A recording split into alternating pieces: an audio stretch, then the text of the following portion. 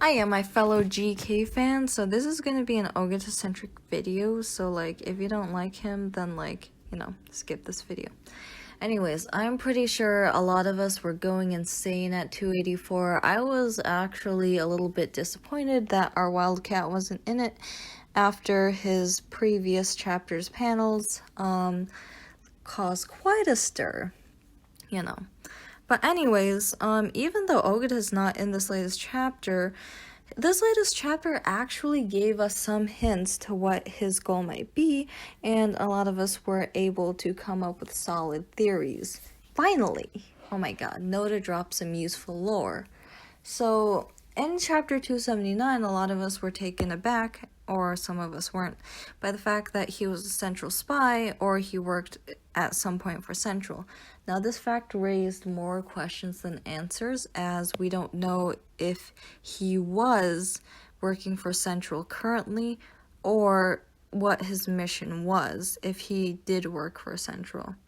So now, we can infer from the fact that someone was after Wilk that he is indeed working for Central currently, and his mission is to destroy the treaty or make sure it's not found. Like, all of that he's done through the story is very logically coherent with this mission. So in 284, we found out that Wilk had to bury it because someone was after the gold. Not the gold, the treaty. Likely that someone was Central. I don't think Tsurumi knew about the treaty at the time. I think he assumed that it was all going to be gold. So the only party who could possibly know this and, take it into account is Central. Central, after all, the central government oversaw the signing of the treaty. So, Ogata being the only Central agent left in the field, you would of course, connect the dots very quickly. His mission is to destroy the treaty so that Central can develop Hokkaido, because else the treaty would protect Ainu lands from being developed. So let me go over the timeline real quick to explain how Ogata planned to carry out this goal and how his plans changed multiple times through the series. So, how he got onto this mission is still a mystery. It's still a mystery how he joined Central in the first place, since the first time we see him is in chapter 279, and this is a huge gap in time from when he poisoned his mom, which was the earliest scene, which was, a scene back in his childhood. So what went on between that moment and the moment he enlisted into the army and, became a spy is largely unknown. But I would say likely he wasn't assigned to the mission outright because he was very young at this time when he was seen working for Central. And, they wouldn't send a greenhorn on such an important task. But when we get to him betraying Tsurumi, I would say he betrayed Tsurumi because his assignment changed. Also maybe he kind of hated Tsurumi, because he seems to have a lot of beef with him. But if his assignment changed, someone was after Wilk in the beginning, and this is probably an unnamed Central spy, because Ogata was way too young to, be an actually good spy at this point. Maybe he was, I don't know. He doesn't seem like a prodigy to me. But he was too young at this point, so it must have been someone else after Wilk who was not Tsurumi, because Tsurumi likely did not know of the treaty. So, likely Ogata was not the one that killed the Ainu, and he likely did not interact with Wilk at the consulate because he was busy kidnapping Koito. So there would be no way that he met Wilk anytime before and Wilk would run from him.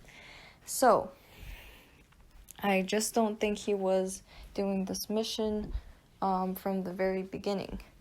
Now, I do think him fleeing Tsurumi was a result of him being reassigned, now that his mission went from like helping Terumi in the gold hunt to making sure no one in the gold hunt finds the treaty because it might be used against the government. So he had to betray Terumi and join the rebel group in order to carry out this new mission. And I think his plan was first take a Sherpa away from everyone. Like first find the tattooed convicts, find the location, then leave the group, head there first, and destroy the treaty. Especially with Hijikata's group, Hijikata probably did not, he's not interested in the treaty very much. So maybe Ogata could have snuck off and destroyed it. But with Asirpa there, he probably changed his plan. His new plan was to kill Wilk because Wilk, if he got his hands on the treaty, would probably pose a huge danger to the Meiji government because Wilk is pretty smart, and he knows how to use it politically. So kill Wilk, take Asirpa away from everyone. So, the Karafuto ice flow scene. Get the key by himself and then go to the location before anyone else and destroy the treaty. That was his original plan, but after he failed to get the key from Asirpa, his plan changed to assassinate Asirpa because she's the only one with the key. Therefore, if she's dead, the key dies with her. No one can find the gold. No one can find the treaty. It stays buried forever. It's good as gone. So that was his second plan, and it failed spectacularly because he hesitated both times he tried to kill her, thanks to Yusaku. Now, obviously, he's going to Goryokaku by train. We last see him in the train car, sleeping, and he is dreaming of his mom singing him a lullaby.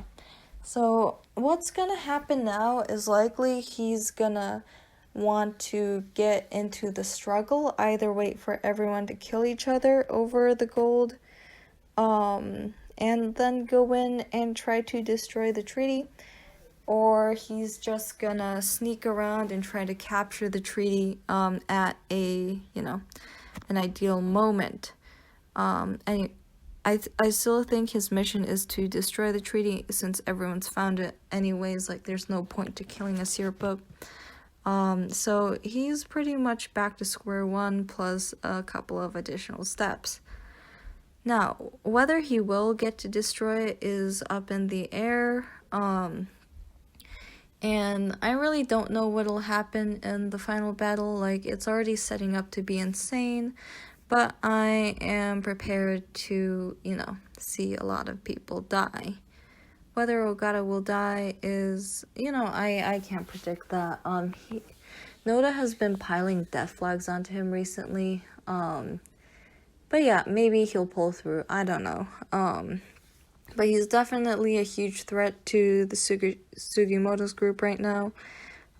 So yeah, definitely they're gonna have a confrontation at one point. And to his motives, why is he doing this? Is he really just doing this for the job? I don't think so. I don't think he's completely loyal to the government. He's never loyal to anyone. And he doesn't really believe in the ideals of, camaraderie, that kind of stuff, loyalty during the war.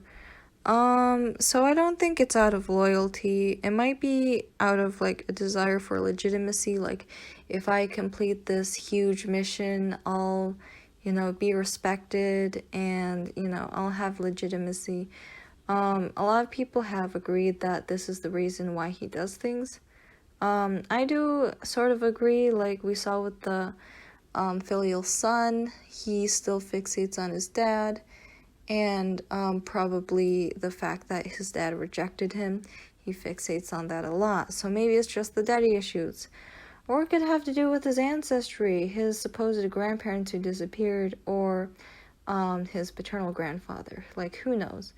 Much of him is still a mystery to all of us, even though we found out his true goal all this time. Yeah, so that's it. See you guys after the hiatus then, and we'll see how many of my predictions are correct, okay? Alright.